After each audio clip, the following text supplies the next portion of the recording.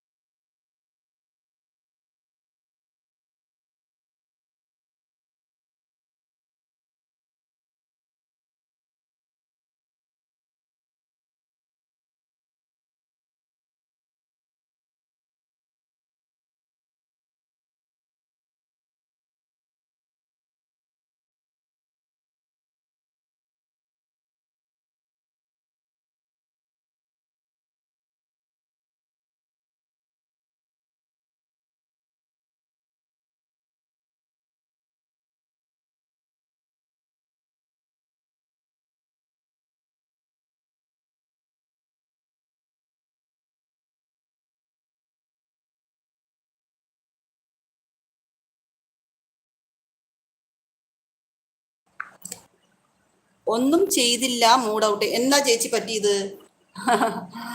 ഇല്ല, കഴിച്ചില്ല പറയുന്നുണ്ട്.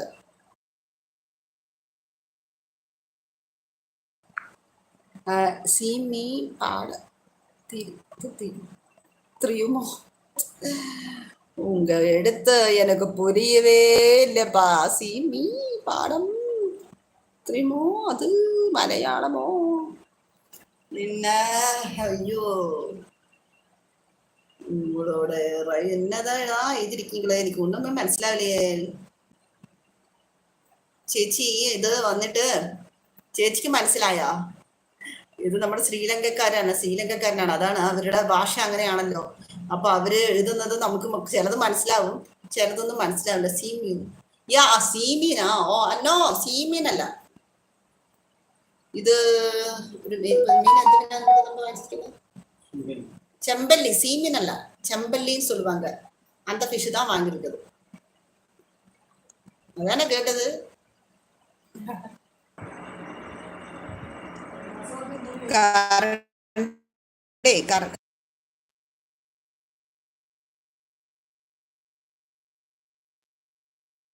கரண்ட் போயிருக்கீங்க. கரண்ட் எப்போ வருமா தெரியாது. வைஃபை கட் ஆச்சு. Okay bye. நான் வைக்க போகிறேன். நான் அப்புறமா 6:30க்கு வரேன். ஓகே, 6:30க்கு பார்க்க.